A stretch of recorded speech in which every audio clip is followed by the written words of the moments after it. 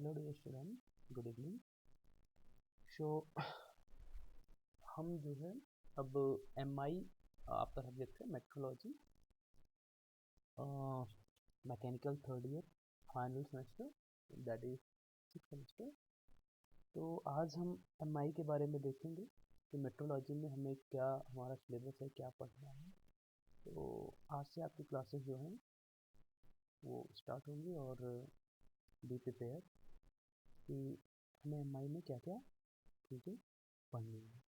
तो आइए पहले देखते हैं कि हमारा सिलेबस क्या है और क्या क्या हमें इस सब्जेक्ट में देखना है। सबसे पहले देखिए इंट्रोडक्शन पार्ट है, पहला यूनिट जो आपका है वो इंट्रोडक्शन दिया हुआ है। दैट मीन्स कि आपकी मेट्रोलॉजी क्या है उसके बारे में जानना है, क्या स्कोप है, क्या एप्लीकेशंस हैं, और साथ ही साथ प्राइमरी, सेकेंडरी और टर्शियरी मेजरमेंट के बारे में इस यूनिट में दिया हुआ है, फर्स्ट यूनिट में। तो हम बेसिक जो है इंट्रोडक्शन पार्ट इसमें वो कंसीडर करेंगे, ठीक है। उसके अलावा जो आपका सेकेंड यूनिट है principle and classification of measuring instrument. मतलब देखिए बेसिकली आपको थोड़ा सा तो आइडिया होगा ही कि मेजरमेंट एंड मेट्रोलॉजी में हम करते क्या हैं, ठीक है। दैट इज देखिए मेट्रोलॉजी का मतलब ये होता है कि कोई अगर हमारे पास कोई भी वर्कपीस है या कुछ भी है तो उसकी क्वालिटी को हम कैसे मेंटेन कर पाएंगे। जब तक हमारे पास कुछ मेजरमेंट के लिए चीज़ें होंगी, कोई इक्विपमेंट होगा जिससे हम भाई स्पेसिफिक, हमको मान लीजिए हमने एक दे दिया, आपको ऑब्जेक्ट दे दिया, कुछ भी दे दिया कि भाई ये बनाओ तुम, ये डायमेंशन है, तो आप कैसे अश्योर करोगे कि जो सर ने दिया था सेम वही चीज़ हमने बनाई हुई है। उसके लिए आप कुछ ना कुछ मेजरमेंट के लिए यूज़ करोगे ना। तो ये सब चीज़ें जो है हम मेट्रोलॉजी के अंतर्गत देखते हैं। तो दूसरी यूनिट आपकी वही है, principle and classification of measuring instrument, जिसके थ्रू आप जो है मेजरमेंट करते हो। उसमें क्या है, पहला है मैकेनिकल मेजरिंग इंस्ट्रूमेंट, उसके अलावा ऑप्टिकल, इलेक्ट्रिकल, इस सब के बारे में जो है हम देखेंगे। थर्ड यूनिट आपकी है ट्रांसड्यूसर। ट्रांसड्यूसर एक टाइप की डिवाइसेस होती हैं ये, जो कि क्या नाम है, एक अदर फॉर्म ऑफ एनर्जी को, किसी एक फॉर्म ऑफ एनर्जी को दूसरे फॉर्म ऑफ एनर्जी में चेंज करती है और ये सिग्नल्स देने का काम करती है, ठीक है। एक तरीके से इंडिकेशन देती है, बताती है कि क्या जो है किस फॉर्म में, एक फॉर्म से दूसरे फॉर्म में जब एनर्जी चेंज होती है तो वो हमें एक इंडिकेशन देती है कि कितने अमाउंट में क्या एनर्जी यहाँ पर थी, ठीक है। तो वो सब जो है या क्या नाम है हम इसमें देखेंगे। इसमें डिफरेंट टाइप के क्या नाम है ट्रांसड्यूसर्स होते हैं, उसके बारे में हम पढ़ेंगे। कंपरेटर, ठीक है। कंपरेटर के बारे में जो है, कंपरेटर क्या होता है कि डिफरेंट जो हमारे पास ऑब्जेक्ट होते हैं, वर्कपीस होती है, उनको कंपेयर करने के लिए यूज किया जाता है कंपरेटर। तो इसमें आपके जीस ऑप्टो ऑप्टो टेस्ट हो गया, उसके अलावा फिर माइक्रोकेटर हो गया, ये सब चीज़ें जो है, गेज हो गया, और क्या नाम है उसके अलावा इसकी क्लासिफिकेशन है, टूल मेकर, माइक्रोस्कोप है, ये सब चीज़ें जो है कंपरेटर में हम देखेंगे। सरफेस फिनिश, सरफेस फिनिश यानी कि surface directly measurement of surface roughness, ठीक है। इस तरीके से हम इसको डिनोट करते हैं, या कोई आपको सैम्बल दिया हुआ है सरफेस पे, किसी सरफेस पे सैम्बल लिखा हुआ है कि कितनी फिनिश है, क्या है, तो वो चीज़ें जो है वो हम इसमें देखेंगे। RMS वैल्यू, CLA वैल्यू, ठीक है, रूट मीन स्क्वायर, और ये सब जो है हम इसके अंतर्गत जो है कैसे सरफेस फिनिश निकाली जाती है या क्या होती है, क्या क्या क्या नाम है इसमें, किस तरीके की सरफेसेस होती है, वो हम सरफेस फिनिश के अंतर्गत जो है देखेंगे। फिर आएगा वेरियस टाइप्स ऑफ इंस्ट्रूमेंट। इसमें देखिए फिजिकल, जैसे कि आपकी थिकनेस या लेंथ हो गई, डेप्थ हो गई, या गैप्स हो गए, होल हो गया, ठीक है, एंगल हो गया, ये सब चीज़ें जो है मेजर करने के लिए जो हमारे फिजिकल इंस्ट्रूमेंट यूज होते हैं फिजिकल क्वांटिटीज को मेजर करने के लिए, वो हम देखेंगे। उसके अलावा लिक्विड लेवल, विस्कोसिटी, या क्या नाम है आपका फ्लूइड विस्कोमीटर, इस ये सब चीज़ें जो है इसको भी सेम यूनिट में हम देखते हैं, ठीक है। उसके अलावा मैकेनिकल क्वांटिटीज जैसे हो गई, उनके मेजरमेंट के लिए कि आप वेलोसिटी, डिस्प्लेसमेंट, एक्सीलरेशन, ये सब चीज़ें कैसे मेजर करेंगे, या क्या क्या इक्विपमेंट्स हैं किसके थ्रू हम मेजर करते हैं, उसके बारे में यहाँ पे हम देखेंगे। तो काफ़ी वाइड यूनिट है। आपको देखेंगे आप स्ट्रेन गेज, जैसे स्ट्रेन गेज आप ट्रांसड्यूसर में पढ़ेंगे, और स्ट्रेन गेज आपको यहाँ पे भी पढ़ना पड़ेगा, उसके बारे में हमें देखना पड़ेगा। फिर टेम्परेचर मेजरमेंट की, हम टेम्परेचर के मेजर करने के लिए कौन कौन सी वेरियस डिवाइसेस होती हैं, ठीक है, पायरोमीटर वगैरह, उसके बारे में हम टेम्परेचर मेजरमेंट में देखते हैं। हाई टेम्परेचर को किस तरीके से पायरोमीटर के इस्तेमाल करके हम मेजर करते हैं। उसके अलावा फिर नेक्स्ट है स्पेशल मेजरिंग डिवाइसेस। इसमें देखिए कंप्यूटराइज 3D जो मेजरिंग मशीन्स होती हैं, उसके बारे में हम एक ब्रीफ आइडिया लेंगे, ज़्यादा डीप में नहीं है कुछ, थोड़ा सा बस ब्रीफ आइडिया है। उसके अलावा जो है मेजरमेंट ऑफ वाइब्रेशन, LVDT एक तरीके का ये आपका क्या नाम है ट्रांसड्यूसर होता है, लीनियर वेरिएबल ट्रांसड्यूसर, और पीजो इलेक्ट्रिक। तो इसके थ्रू जो है वाइब्रेशन किस तरीके से मेजर किया जाता है, वो हम वाइब्रेशन मेजरमेंट के अंतर्गत भी देखेंगे। Inspection of geometrical error. अब देखिए, जैसे कि कोई भी चीज़ हम जनरली एक चीज़ जानते हैं, there is nobody is perfect, है ना। तो जो हम मेजरमेंट करते हैं वो भी हमारा परफेक्ट नहीं होता है, तो उसमें क्या क्या एरर्स होते हैं, किस तरीके से उसको हम जो है इंस्पेक्शन के थ्रू फाइंड आउट करते हैं, वो चीज़ें हम जो है यूनिट 10th के अंतर्गत इंस्पेक्शन ऑफ ज्योमेट्रिकल एरर्स में देखेंगे, ठीक है। तो ये आपका एक थोड़ा सा ब्रीफ आइडिया होगा कि आपको ये चीज़ें मेट्रोलॉजी के अंतर्गत पढ़नी है। अब अगर हम बात करें आपके सब्जेक्ट मेट्रोलॉजी की, तो अगर हम मेट्रोलॉजी की बात करते हैं कि मेट्रोलॉजी होती क्या है। अब देखिए, आपको कोई प्रोडक्ट दिया गया है कि आपको एक कोई स्पेसिफिक प्रोडक्ट बनाना है, ठीक है। तो उसमें क्या होगा कि आपको पहले से कुछ फिक्स क्राइटेरिया, उसकी डायमेंशंस, उसकी क्या नाम है मार्केट वैल्यू कितनी होनी चाहिए, ठीक है। ये सब चीज़ें आप जनरली देखिए कंपनियों में, जैसे कि टारगेट बेस्ड काम होता है। टारगेट बेस्ड मतलब कि आपको इतने प्रोडक्ट निकालने हैं, तो भाई जब आपका जो प्रोडक्ट है उसकी क्वालिटी तो होगी ही होगी, साथ में उसकी जो कॉस्ट है वो मार्केट में कंपैरेटिवली जो है कंपैटिबल होगी, है ना। कंपैटिबल, या आप कह सकते हैं कि जो है अदर जो सेम प्रोडक्ट हैं अदर कंपनियों के द्वारा उतारे गए, ठीक है, उसके कंपैरिजन में प्राइस भी जो है वो क्या नाम है ठीक ठाक होगी, तभी आपका जो है प्रोडक्ट वो बिक सकता है ना।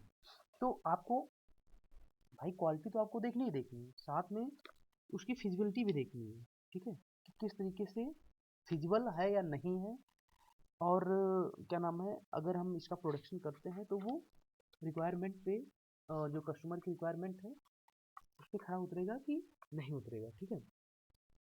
तो इसके अंतर्गत जो है मेट्रोलॉजी में, मेट्रोलॉजी का मतलब होता है कि आपका कोई भी प्रोडक्ट है उसके जो भी डायमेंशंस है, जो भी एक प्रोडक्ट को क्या नाम है मार्केट में या उपयोग में लाने के लिए जितने भी उसके वेरिएबल्स होते हैं, जितने भी वेरिएबल्स होते हैं या जितने भी इफेक्टिव क्या नाम है पैरामीटर्स होते हैं, उसको कंट्रोल करना, उसको कंट्रोल करने के लिए डिफरेंट टाइप के जो हम इंस्पेक्शन और अदर इक्विपमेंट्स यूज करते हैं, उसकी स्टडी जो है ये मेट्रोलॉजी में हम करते हैं। तो अगर आप देखेंगे तो हम अगर डिफिनीशन की बात करें तो उत्पाद में वृद्धि के साथ साथ उत्पाद को मूल्य सीमा के अंतर्गत मानक स्तर बनाए गुण स्तर से बनाया जाना आवश्यक है। वही बात है कि जो भी आपका एक फिक्स स्टैंडर्ड है या जो भी आपकी डायमेंशंस है उसको आपको तो मेंटेन करना ही करना है, साथ में आपको जो मार्केट वैल्यू है, जो प्रोडक्ट की वैल्यू है, उसको भी कंट्रोल में रखना है। ऐसा नहीं कि आप एक परफेक्ट प्रोडक्ट बना रहे हो लेकिन अगर उसकी मार्केट वैल्यू बहुत ज़्यादा है, कौन खरीदेगा उसको, ऐसे प्रोडक्ट का क्या मतलब रहेगा, है ना। जैसे कि आप देख लीजिए जो जितनी भी लग्जरियस गाड़ी है, BMW हो गई, BMW तब भी चलिए ठीक है, एक हायर मिडिल क्लास आदमी ले लेता है या हायर क्लास आदमी ले लेता है, ठीक है। लेकिन अब अगर फरारी की बात करेंगे या और भी तमाम गाड़ियाँ हैं तो वो कॉमन आदमी अफोर्ड नहीं कर पाएगा, है ना। तो कहने का मतलब ये है कि ऐसे प्रोडक्ट जो अपनी क्वालिटी तो मेंटेन किए रहे, जो भी उनको बनाने से पहले जो भी ऑब्जेक्टिव्स हैं उसको तो वो अटेन गेन करे ही करे, साथ में वो मार्केट में एक प्लेस बना पाए, है ना। कंपटीशन में रहें, जो मार्केट में अवेलेबल कंपटीशंस हैं उसको वो बीट करते हैं, है ना। तो कहने का मतलब ये है, इसी वजह से हम मेट्रोलॉजी का इस्तेमाल करते हैं कि जो प्रोडक्ट होते हैं उनके पैरामीटर्स को तो मैनेज करता ही करता है, साथ में उसकी क्या नाम है मैन्युफैक्चरिंग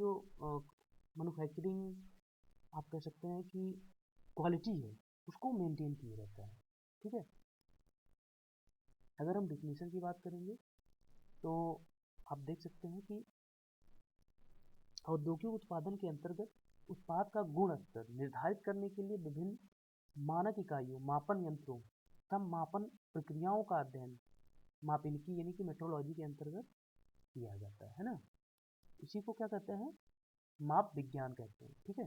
तो हमें क्या क्या करना है, जो उसके क्या नाम है, कोई भी प्रोडक्ट है, एक तो हमें प्रोसेस को कंट्रोल करना है, जो भी मैन्युफैक्चरिंग प्रोसेस है उसको कंट्रोल करना है। देखिए, कभी आप कोई भी प्रोडक्ट बनता है तो जब इंस्पेक्शन डिपार्टमेंट उसको देखता है तो वो ऐसा थोड़ी करता है कि एक ही प्रोडक्ट को पकड़ पकड़ के देख रहा है कि कितना क्या है, डायमेंशन क्या है, या जो भी क्या नाम है मटेरियल की क्वालिटी क्या है, या एज पर जो स्पेसिफिकेशन दिया गया था उसके अकॉर्डिंग है या नहीं, ऐसा नहीं होता है। वो लॉट में आता है, लॉट में वो अटेंडम कुछ को पकड़ लेते हैं, ठीक है, उसको इंस्पेक्ट करते हैं, अगर वो सही है तो दैट इज कि हमारी लॉट जो है वो सही जा रही है, ये मान के चला जाता है, और ये रैंडमली जो है प्रोडक्ट को उठाया जाता है। तो हम क्या करते हैं कि उसके गुण के साथ साथ जो आपकी मैन्युफैक्चरिंग प्रोसेस है उसको भी कंट्रोल करते हैं, ठीक है।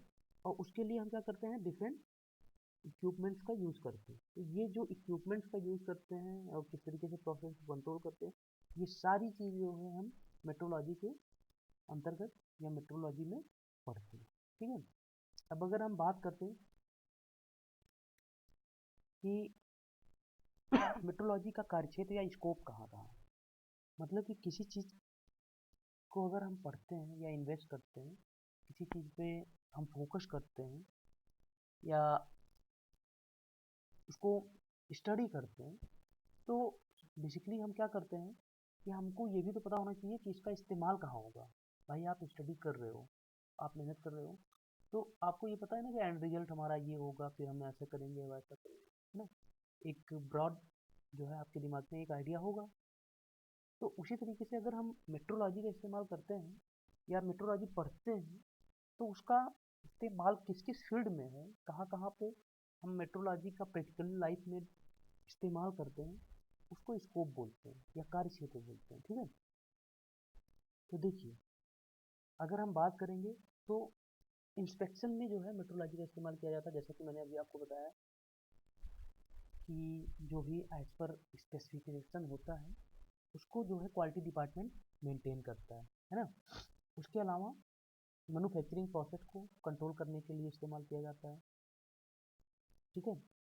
कैसे, अगर मान लीजिए आपने इंस्पेक्शन किया, कहीं पे डिफेक्ट आ गया, कोई दिक्कत है किसी प्रोडक्ट में, रैंडमली आपने चेक किया, दैट मीन्स वो लॉट जो है वो आपको कैंसिल करनी पड़ेगी।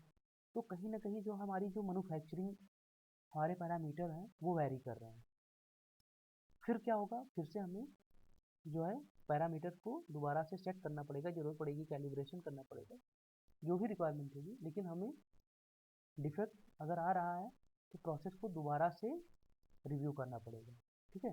तो वो हम यहाँ से जो है मेट्रोलॉजी के थ्रू हम प्रोसेस को कंट्रोल कर सकते हैं, ठीक है। उसके अलावा देखिए, विभिन्न पैरामीटर को, ठीक है, कंट्रोल करने के लिए, मापने के लिए, माप जैसा कि मैंने बताया मेजरमेंट या मेट्रोलॉजी में क्या करते हैं, कोई भी पैरामीटर होता है, कोई भी क्वालिटी है, जैसे कि ठीक है आपने कोई ऑब्जेक्ट बनाया, तो उसकी मान लीजिए आपको डेंसिटी दी हुई है कि इतनी डेंसिटी होनी चाहिए, या सॉरी उसकी लेंथ इतनी होनी चाहिए, या उसकी जो है चालकता जिसको बोलते हैं ना, कंडक्टिविटी इतनी होनी चाहिए। तो वो आपको अगर दिया हुआ है तो वो पैरामीटर्स को आपको कंसीडर करना है, उसको मेजर करना है कि हमारा ऑब्जेक्ट जो सेट पैरामीटर है उसको फुलफिल कर रहा है या नहीं कर रहा है, जो हमने बनाया है ना।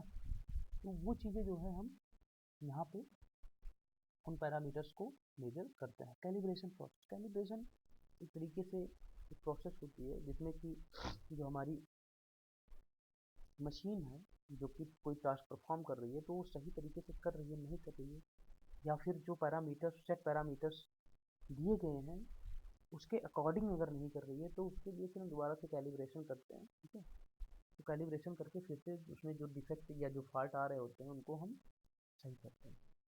इसके अलावा अलाइनमेंट ऑफ मशीन टूल, जैसा कि आपने पहले भी ऑटोमोबाइल इंजीनियरिंग की लैब में देखा होगा कि अलाइनमेंट, व्हील अलाइनमेंट एक आपके लैब में इक्विपमेंट रखा हुआ है जिससे कि हम व्हील का अलाइनमेंट करते हैं। तो अलाइनमेंट मतलब क्या हो गया कि जहाँ पे कोई भी पार्ट हमारा सेट किया गया है, जिस दायरे में रह के उसको परफॉर्म अपना एक्शन परफॉर्म करना है, वो कहीं उससे बाहर तो नहीं जा रहा है ना। तो उसको अलाइन सेम प्रोसेस में दोबारा से अलाइन करने के लिए, ठीक है, या संरेखित करने के लिए हम मेट्रोलॉजी का इस्तेमाल करते हैं। ठीक है, अब अगर हम बात करेंगे इंस्पेक्शन में, तो देखिए क्या होता है कि जैसे मैंने बताया कि कभी कोई भी डिपार्टमेंट होता है या कोई भी प्रोडक्ट जब प्रोड्यूस किया जाता है तो हम, ऐसा नहीं है कि इंडिविजुअल प्रोजेक्ट बनाते हैं, क्योंकि इंडिविजुअली अगर बनाएंगे तो वहाँ पे काफ़ी टाइम लगेगा, साथ ही साथ जो प्रॉफिट है वो नहीं आ पाएगा, ना तो हम रिक्वायरमेंट को, कंज्यूमर्स के रिक्वायरमेंट को पूरा कर पाएंगे, एक एक प्रोडक्ट थोड़ी बनाएंगे। तो उसके लिए हम क्या करते हैं कि मास प्रोडक्शन करते हैं। मास प्रोडक्शन मतलब कि मशीनों की सहायता से कई number of product at a time बनाते हैं। ठीक है, तो जब हम मास प्रोडक्शन करते हैं तो फिर जो उस प्रोडक्ट के डायमेंशंस होते हैं, ठीक है, उसके जो क्वालिटी होती है, जिस पर्पज़ के लिए बनाया गया है, ठीक है, जो क्या नाम है उसकी एक्सपेक्टेड जो है आउटपुट होते हैं, जो हमें चाहिए होते हैं उस प्रोडक्ट से, उसको हम मेजर करने के लिए, ठीक है, उसको हम मेजरमेंट करने के लिए डिफरेंट इक्विपमेंट्स जैसे कि आपका गेज हो गया या कंपरेटर हो गया या और भी तमाम जो है इक्विपमेंट है, तो उसका इस्तेमाल करते हैं। ठीक है, इंस्पेक्शन के थ्रू। तो जब हम इंस्पेक्शन करते हैं तो ये सब चीज़ें जो है वो मेजर करते हैं, और मेजर करने के बाद अगर ये जो हमारी रिक्वायरमेंट है वो फुलफिल हो रही है तो हम उस प्रोडक्ट को पास कर देते हैं, वो पूरी लॉट पास कर देते हैं। ठीक है, तो जब हम ऐसे क्या करते हैं कि लॉट में से दो चार प्रोडक्ट को निकाल कर रैंडमली उसके जो जो भी क्या नाम है डायमेंशन है उसको चेक करते हैं, तो इसी ये जो प्रोसेस होती है, इस प्रोसेस को हम बोलते हैं स्टैटिकल क्वालिटी कंट्रोल। हिंदी में बोलेंगे तो सांख्यिकीय गुण नियंत्रण। ठीक है, स्टैटिकल क्वालिटी कंट्रोल बहुत ही इंपॉर्टेंट प्रोसेस होती है जिसके थ्रू हम प्रोडक्ट के क्वालिटी को एश्योर करते हैं। क्वालिटी एश्योरेंस के थ्रू हम ये एश्योर करते हैं कि जो हमारी एक प्रोडक्ट के लिए जो रिक्वायरमेंट थी, हमने जो प्रोडक्ट बनाया है उसकी जो रिक्वायरमेंट थी, एज पर रिक्वायरमेंट हमने बनाया है, वो प्रोडक्ट हमारा वो रिक्वायरमेंट फुलफिल कर रहा है, कंप्लीट कर रहा है ना। अब दूसरा देखते हैं, कंट्रोल ऑफ मैन्युफैक्चरिंग प्रोसेस।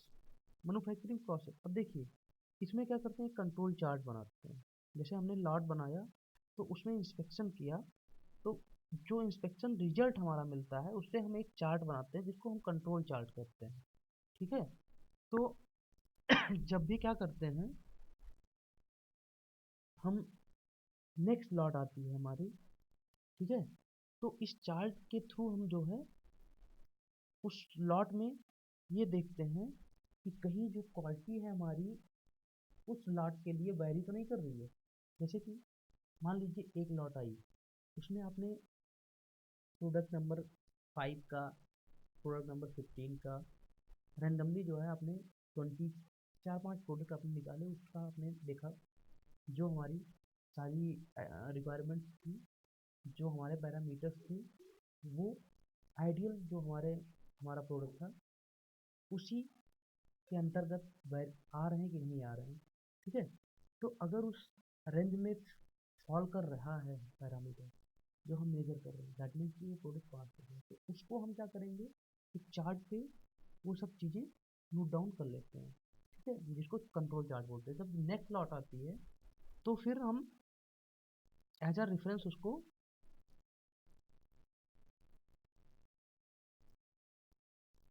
क्या नाम है इस्तेमाल करते हैं, और ये पता करते हैं कि कहीं जो हमारी रिक्वायर्ड जो क्वालिटी है प्रोडक्ट की, वो उस रेंज के अंतर्गत आ रही है कि नहीं आ रही है।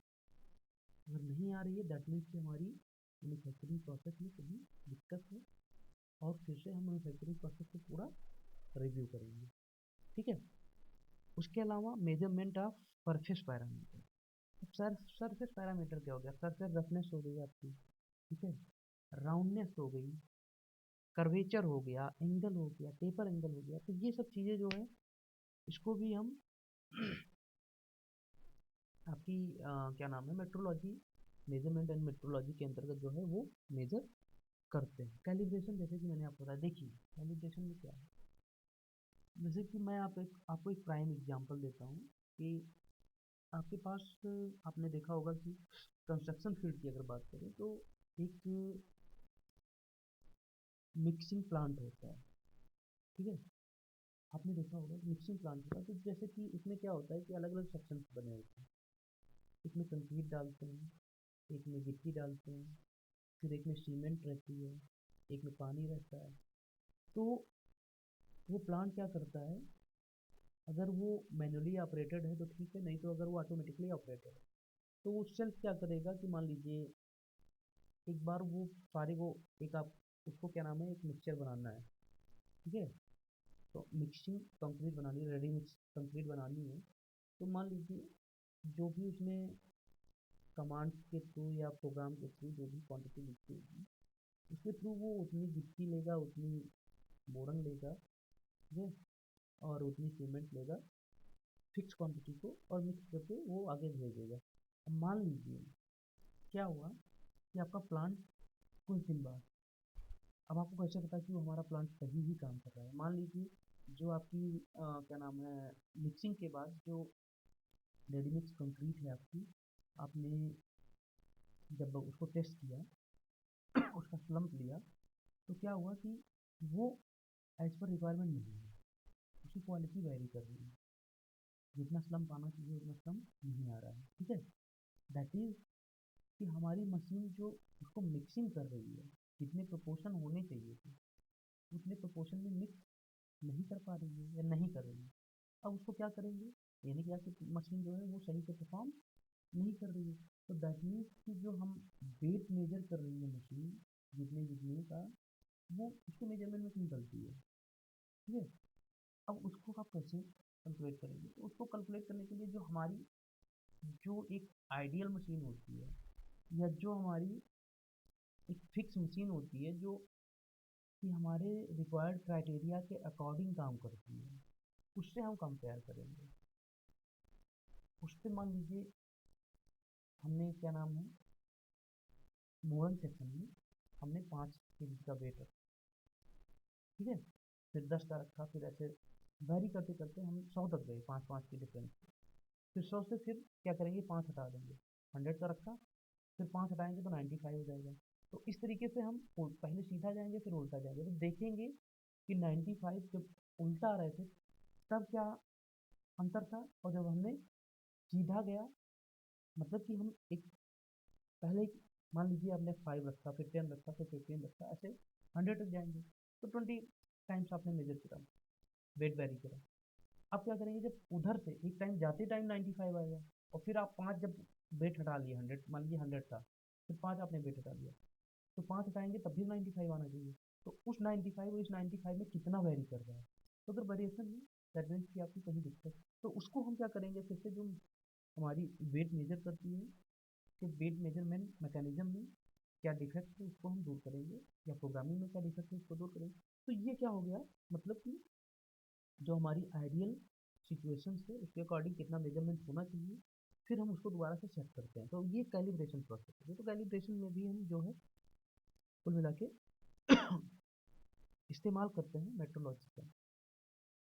उसके अलावा अलाइनमेंट में, अब देखिए बहुत सी जो मशीनें रखी होती हैं, इंस्टॉल्ड रहती हैं या ऑपरेटिंग रहती हैं, ठीक है, उनमें जो कोई प्रोडक्ट है उसको बनाने से पहले हम क्या करते हैं कि मशीनों का अलाइनमेंट करते हैं कि वो सही जगह सही पोजीशन में है या नहीं है ना। तो उनको अगर वो मान लीजिए सही पोजीशन में नहीं है, तो हमारे पास डिफरेंट मेजरिंग इंस्ट्रूमेंट है जिसके थ्रू हम वो मेजर कर लेते हैं कि उनकी पोजीशन एक्यूरेट है या नहीं है। नहीं होती है तो उनको दोबारा से हम रीअलाइन करते हैं। अलाइन करने के बाद फिर से हम जो हमारी प्रोसेस है उसको हम परफॉर्म करते हैं। तो ये हो गया आपका एप्लीकेशन ऑफ मेट्रोलॉजी। अब देखते हैं कि मेजरमेंट क्या होती है, ठीक है। तो अगर हम बात करेंगे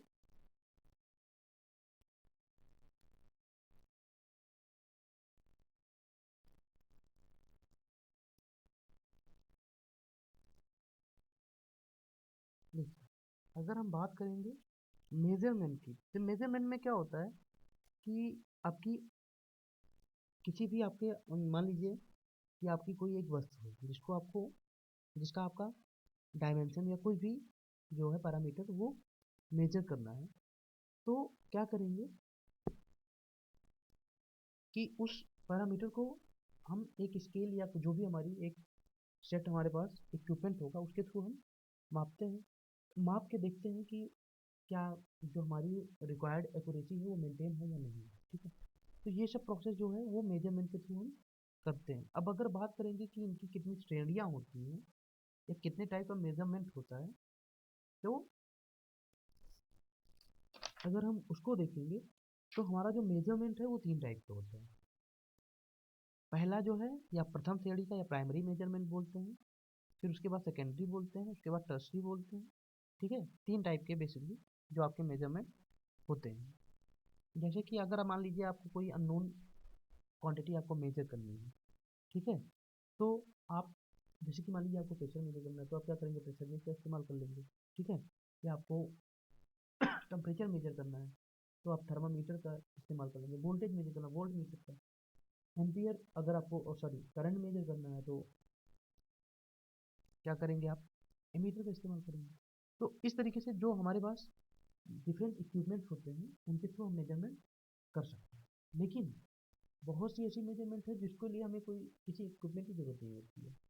हम अपने नर्वस सिस्टम पर हम अपने क्या नाम है जो सेंस होता है उसके थ्रू भी जो है क्या नाम है उसको सेंस करके सेंसिंग जो हमारे क्या नाम है अंग होते हैं उनके थ्रू हम उसको देख के ऑब्जर्व करके डायरेक्ट इंस्पेक्शन के थ्रू भी ये बता सकते हैं कि इसमें क्या दिक्कत है। तो अगर हम बात करेंगे प्राइमरी मेजरमेंट की, तो इसमें यही चीज़ें हैं कि इसमें कोई ट्रांसलेशन नहीं होता है, कोई रूपांतरण नहीं होता है। हम डायरेक्ट देखते हैं, कोई ऑब्जेक्ट है उसको हमने डायरेक्ट देखा और देख के ही बता देते हैं कि इसमें क्या दिक्कत है। जैसे कि आप देखे होंगे पहले के लोग कलर देख के कोई भी मेटल है अगर वो हीट किया जा रहा है तो कलर देख के बता देते हैं कि इसका टेम्परेचर अराउंड इतना होगा, ठीक है। तो वो क्या था, डायरेक्ट इंस्पेक्शन था। या घंटे की आवाज़ सुन के टाइम बता देते थे ना कि ये जो है करंट में कितना टाइम है। तो ये सब क्या है, इसमें हमें किसी ट्रांसलेशन की किसी कन्वर्जन की जरूरत नहीं पड़ती है। हम डायरेक्ट जो है ऑब्जर्व करते हैं, चीज़ें डायरेक्ट सुनते हैं और सुनकर ही पता कर लेते हैं कि एक्चुअली में अभी क्या सिचुएशन होगी या कितना क्या होगा, ठीक है। तो इस मेजरमेंट में हमें किसी ट्रांसलेशन की ज़रूरत नहीं पड़ती है। हम कलर या किसी स्टैंडर्ड मानक के थ्रू जो है उससे कंपेरिजन करके हम पता कर लेते हैं कि एक्चुअली में इसकी क्या डायमेंशन होगी, ठीक है। तो प्राइमरी मेजरमेंट में हम किसी भी ट्रांसलेशन या कन्वर्जन की ज़रूरत हमको नहीं पड़ती। अगर हम बात करेंगे सेकेंडरी मेजरमेंट की, जैसे कि आपको दिख रहा होगा प्रेशर मेजरमेंट, तो इसमें क्या करते हैं कि मान लीजिए आपको जिस वस्तु की या कोई जिस ऑब्जेक्ट की जो क्या नाम है, किसी ऑब्जेक्ट की आपको प्रेशर मेजर करना है, ठीक है। तो प्रेशर मेजर करने के लिए आपको क्या करना होगा, या मान लीजिए आपको टेम्परेचर मेजर करना है, तो उसके लिए सबसे पहले क्या करना होगा, मापी जाने वाली वस्तु, जैसे कि यहाँ पे आपको दिख रहा होगा मापी जाने वाली वस्तु। अब प्रथम संवेदन, संवेदन मतलब क्या हो गया कि रिस्पॉन्स, है ना, हम जिससे मेजर कर रहे हैं उसका रिस्पॉन्स देखिए। अब मान लीजिए आपके पास गेज है, तो गेज में क्या होगा, जैसे कि जिसका भी आप प्रेशर मेजर कर रहे होंगे, जब आप उसको टच कराएंगे तो क्या होगा, उसमें दावांतर होगा, मतलब कि उसके प्रेशर में अंतर आएगा, ठीक है। तो वो क्या होगा, गेज में होगा, ठीक है। अब क्या होगा, जब हम बात करते हैं प्राइमरी मेजरमेंट की, तो इसमें क्या होता है, सिंगल ट्रांसलेशन होता है, मतलब एक बार जो है वो हमारा रूपांतरण होगा। तो जैसे कि हमारे गेज, जब हमने गेज से मेजर किया तो प्रेशर डिफरेंस आ गया, ठीक है। अब क्या होगा, अब उस प्रेशर डिफरेंस को हम क्या करेंगे, किसी स्केल पे शो करेंगे, है ना। तो मान लीजिए आपका पारा है, तो पारा की लेंथ क्या हो जाएगी, अगर मान लीजिए आप टेम्परेचर मेजर कर रहे हैं, तो उसमें क्या होता है, पारा होता है। तो जब भी टेम्परेचर ज़्यादा होता है तो एक उसको क्या करता है कि एक आपको संवेदन मिलता है, ठीक है। आपने टेस्ट कराया, टेम्परेचर ज़्यादा है, तो एक आपको संवेदन मिलेगा, ठीक है। वो संवेदन क्या करेगा कि जो पारा है उसकी लेंथ को ऊपर चढ़ा देगा। तो आप देखेंगे कि पारा कितना चढ़ा, और उसके अकॉर्डिंग जो है उस पर लाइन्स बनी रहती है कि अगर इतना ऊपर चढ़ेगा तो इतना टेम्परेचर होगा, इतना ऊपर चढ़ेगा इतना होगा। तो ये हो गया ट्रांसलेशन। तो एक तरीके से इसमें एक ट्रांसलेशन इन्वॉल्व है। आपने टेम्परेचर मेजर करा, मेजर करने से क्या हुआ, पारे की हाइट बढ़ गई, हाइट बढ़ गई, उस हाइट के जो बढ़ने की लेंथ है उसके अकॉर्डिंग आपने कन्वर्जन करके आपके पैरामीटर, ओ क्या नाम है, थर्मामीटर में लिखा होता है कि इतनी लेंथ बढ़ेगी, दैट मीन्स कि इतना टेम्परेचर है। तो उस हिसाब से जो है हम एक translation, secondary sorry secondary measurement में एक ट्रांसलेशन के थ्रू हम जो है रिजल्ट अपना गेन कर लेते हैं, ठीक है। अगर हम यही बात करें टर्सरी मेजरमेंट की, तो यहाँ पे दो ट्रांसलेशन की रिक्वायरमेंट होती है। एक होता है प्राइमरी या प्रथम ट्रांसलेशन, और दूसरा होता है सेकेंडरी ट्रांसलेशन। अब अगर हम बात करें, जैसे कि आप जनरली देखते होंगे कि कोई व्हीकल चलती रहती है या आपके साथ घूमते रहते हैं, तो टैकोमीटर की सहायता से कितनी स्पीड से वो रन कर रहा है वो हम मेजर करते हैं। तो मान लीजिए आपका घूमने वाला शाफ्ट है, यहाँ पे देख होंगे घूम शाफ्ट। अब क्या करेंगे, प्रथम संवेदन में क्या होगा कि जो शाफ्ट की घूर्ण गति है वो हमें प्राप्त होगी। अब वो किसके फॉर्म में प्राप्त होगी, वोल्टेज वोल्टेज डिफरेंस के फॉर्म में प्राप्त होगी टैकोमीटर में, ठीक है। फिर ये जो होगा, ये वोल्टेज डिफरेंस, ये द्वितीय संवेदन के रूप में आएगा वोल्ट मीटर में, ठीक है। तो वोल्ट मीटर में जब वोल्टेज डिफरेंस आता है तो वो क्या करेगा कि उसकी सुई घूमेगी, है ना, ऊपर स्केल बनी रहती है, स्केल पे सुई घूमती है। तो उससे हमें ये पता चल जाता है कि वोल्टेज डिफरेंस के अकॉर्डिंग जो है कि कितनी स्पीड पे घूम रहा है। मतलब कि वहाँ पे क्या होता है, जो हमारा सेकेंडरी ट्रांसलेशन होता है वो क्या करता है कि वोल्टेज डिफरेंस के अकॉर्डिंग जो है स्पीड, रोटेशनल स्पीड जो है वो मैनेज रहती है वहाँ पे। तो जैसे कि मान लीजिए 10 वोल्ट का डिफरेंस आया, तो वो क्या करेगी, रोटेशनल 10, मान लीजिए 10 वोल्ट के लिए 20 या 25 या 30, कुछ मान लीजिए 30, मान लीजिए 10 वोल्ट अगर चेंज आता है तो हमारी 30 आरपीएम बढ़ जाएगी। तो अगर मान लीजिए 10 वोल्ट का क्या नाम है, चेंज जो है वोल्ट मीटर के थ्रू, सॉरी, जो आपका टैकोमीटर है उस पर 10 वोल्ट का डिफरेंस आया, और 10 वोल्ट का डिफरेंस जो है वो वोल्ट मीटर पे आया। तो वोल्ट मीटर पे आने के बाद जब ये सेकेंडरी ट्रांसलेशन में आएगा, तो उसमें हमारा ये पता चल जाएगा कि जो वोल्ट 10 10 वोल्ट का डिफरेंस है वो हमें क्या नाम है, स्केल पे कन्वर्ट करके बता देगा कि स्पीड में कितना डिफरेंस, ये स्पीड में कितना वेरिएशन होगा, ठीक है। तो कहने का मतलब ये है कि यहाँ पे दो ट्रांसलेशन होगा। एक तो आपका क्या होगा कि जब आप टैकोमीटर को लगाएंगे तो वो घूम करके वोल्टेज डिफरेंस बताएगा, और फिर वो वोल्टेज डिफरेंस जब आप वोल्ट मीटर पर अप्लाई करेंगे तो वो क्या करेगा कि उस वोल्टेज डिफरेंस को कन्वर्ट कर देगा आपकी क्या नाम है, रोटेशनल स्पीड में, टॉर्क में, ठीक है। तो ये आपके तीन प्रकार के जो है वो मेजरमेंट होते हैं। उसके अलावा अगर हम बात करेंगे स्टैंडर्ड की, ठीक है। स्टैंडर्ड या जो हम मेजरमेंट करते हैं उसके कितने स्टैंडर्ड होते हैं। तो अगर बात करेंगे तो चार होते हैं basically, primary standard, secondary, tertiary और वर्किंग स्टैंडर्ड। अब अगर हम प्राइमरी स्टैंडर्ड की बात करें, अगर हम प्राइमरी स्टैंडर्ड की बात करें तो ये एक तरीके से ये मूल स्टैंडर्ड होती है या बेसिक स्टैंडर्ड जिसको बोलते हैं, ठीक है।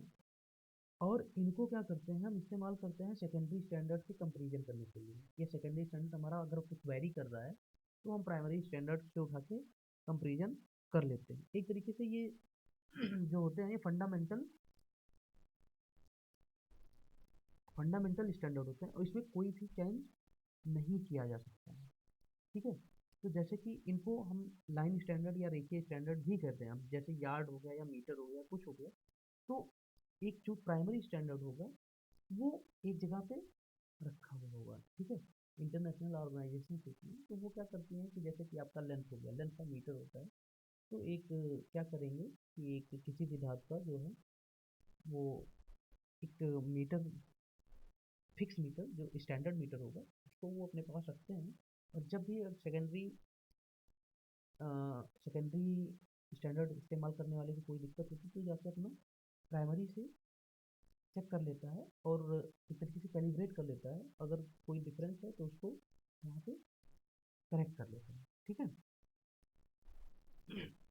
सेकेंडरी स्टैंडर्ड की बात करेंगे तो सेकेंडरी स्टैंडर्ड में क्या होता है कि ये लगभग जो है प्राइमरी से आप समझ लीजिए कि उसी तरीके ही होते हैं, ठीक है। लेकिन इनको क्या करते हैं टाइम, मतलब कि एक फिक्स इंटरवल के बाद जो है कि अगर इसमें कोई वेरिएशन ना आ जाए या चेंज ना आ जाए या इरोड ना हो जाए, है ना, टाइम के साथ। तो उन सब के लिए हम क्या करते हैं कि टाइम टाइम पे इसको प्राइमरी स्टैंडर्ड से हम कंपेयर करते रहते हैं, ठीक है। जिससे कि इनकी क्वालिटी जो है वो मेंटेन रहती है। और अगर कोई मान लीजिए कोई भी हम क्या नाम है प्राइमरी से तुलना करने पे एक कोई एरर आता है, ठीक है, तो उसको हम रिकॉर्ड कर लेते हैं, ठीक है। और इनको एक हम स्पेसिफिक जगह पे जो है रखते हैं। जब ज़रूरत पड़ती है तो हम इनको क्या करते हैं सेकेंडरी स्टैंडर्ड जो होते हैं उनको टर्सरी से कंपेयर करने के लिए, ठीक है, टर्सरी टर्सरी से कंपेयर करने के लिए हम इस्तेमाल करते हैं, ठीक है। अब मान लीजिए इन केस ये भी हो सकता है कि हमारे प्राइमरी स्टैंडर्ड जो रखे हुए हैं अगर इन केस वो कहीं खो जाए या कुछ हो जाए ऐसा कि जो वो क्या नाम है हम हमारे पास ना अवेलेबल हो, तो उस टाइम पे हम क्या करेंगे सेकेंडरी स्टैंडर्ड का इस्तेमाल कर लेते हैं। अब अगर टर्सरी स्टैंडर्ड की बात करें तो इनका जो जनरली प्रयोग हम देखते हैं वो प्रयोगशालाओं में देखते हैं। प्रयोगशालाओं में कैसे देखते हैं कि आप देखते हैं उनके लैब में एक फिक्स स्टैंडर्ड रखे रहते हैं, ठीक है। तो जब भी हम वर्किंग स्टैंडर्ड किसी, मान लीजिए कि आप मीटर लेके काम कर रहे हैं या गेज लेके काम कर रहे हैं, तो जैसे जैसे क्या नाम है आपका मौसम चेंज होता है, ठीक है, एटमॉस्फेयर चेंज होता है, तो एटमॉस्फेयर का भी जो है मेटल्स और उस पर थोड़ा सा प्रभाव पड़ता है, ठीक है, मेजरेबल होते हैं। तो मान लीजिए कि अगर उसमें कुछ चेंज आ गया है जो आप वर्किंग स्टैंडर्ड इस्तेमाल कर रहे हैं और उसको आपको देखना है, ठीक है। तो वो क्या करेंगे, आप प्रयोगशाला में जाएंगे, जैसे कि आप गवर्नमेंट की भी देखे होंगे एक क्या नाम है अलग अलग जगह पे प्रयोगशालाएँ या लैब सेटअप रहती हैं, वहाँ पे एक फिक्स स्टैंडर्ड रखे रहते हैं, ठीक है। तो अगर आपको कहीं भी दिक्कत होती है, जैसे कि आप देख लीजिए जनरली आप लोग देखते ही होंगे जब अभी सॉल्व होती है करने की, तो अगर आदमी किसी को दिक्कत रहती है, किसी को भरोसा नहीं होता है कि जो यहाँ पे लगा हुआ है बैलेंस वो सही है या नहीं सही है, तो नहीं सही है तो वो आदमी धर्म काटा कराते रहता है ना। तो एक तरीके से वो भी स्टैंडर्ड हो गया। धर्म काटा क्या है, हमारा एक स्टैंडर्ड है जो कि एक्चुअल स्टैंडर्ड से बहुत कम वैरी कर रहा होता है। तो वहाँ पे जाके हम कंपेरिजन करके देख लेते हैं कि सही है गलत।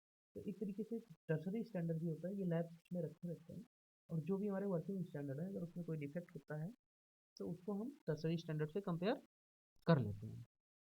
वर्किंग स्टैंडर्ड जिसका इस्तेमाल करके हम डेली लाइफ में या प्रैक्टिकल लाइफ में चीज़ों को मेजर करते हैं वो हमारे वर्किंग स्टैंडर्ड या टर्सरी सॉरी वर्किंग स्टैंडर्ड होते हैं, ठीक है।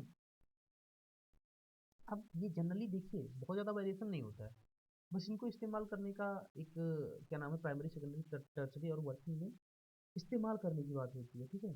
प्राइमरी आप देखेंगे तो बहुत हाइयर लेवल पे कहीं रखा होगा, लेकिन अगर आप देखेंगे टर्सरी, टर्सरी जनरली आपको मिल जाएगा, ठीक है। और वर्किंग स्टैंडर्ड को हम पहले टर्सरी से ही कंपेरिजन करेंगे। अगर मान लीजिए आपका टर्सरी में भी दिक्कत है या कुछ डिफेक्ट है, ठीक है, तो फिर हम उसको सेकेंडरी से और सेकेंडरी को प्राइमरी से कर सकते हैं, ठीक है। तो यहाँ तक बात हुई स्टैंडर्ड्स की। अब नेक्स्ट जो है वो हम देखते हैं, क्या नाम है, नेक्स्ट टॉपिक हमारी